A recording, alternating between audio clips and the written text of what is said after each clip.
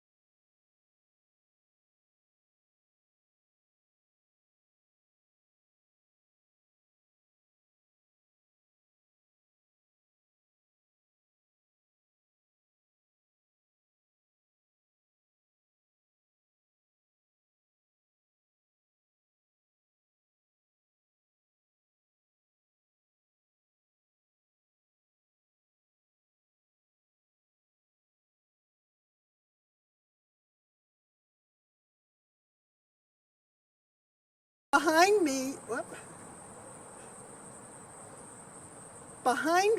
on the trees, you can see two black boxes.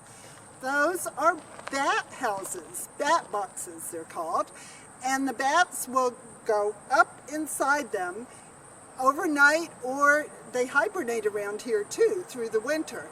They love insects and mosquitoes and can eat up to half their body weight per day in bugs.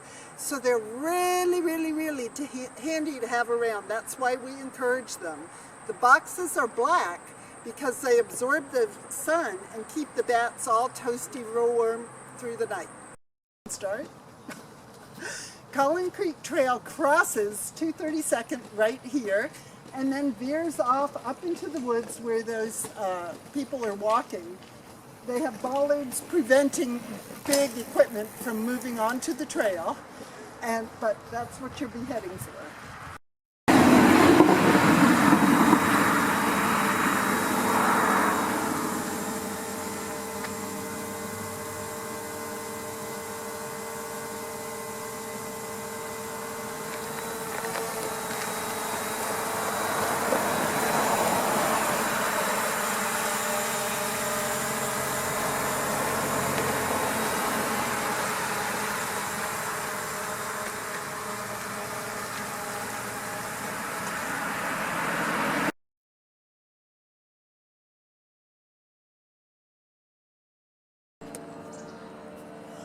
This is the entrance to the Duck Lake Nature Trail. This trail was actually discovered by a couple of forest stewardship members way back when, and the Forest Stewardship Committee and the Friends of the Forest and some Boy Scouts all worked to improve this trail. It's just a little loop off of Collin Creek.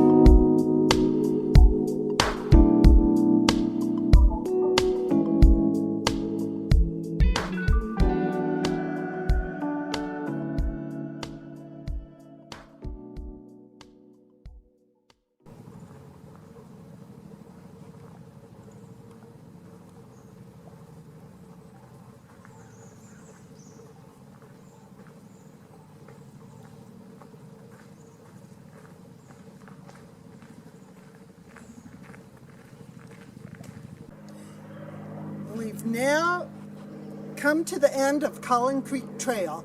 It abuts the Tolt water pipeline.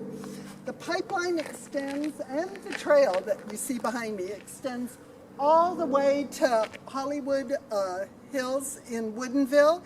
And if you want a really long walk, you can continue over the hills down to the Sammamish River Trail and catch it and go all the way into Marymore.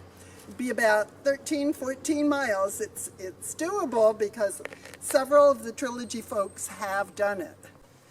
And if you travel the Tolt pipeline in the opposite direction from Woodinville, east, down this way, you'll see that it borders Trilogy for a good half mile, and then it descends down into the valley just a bit, but it ends.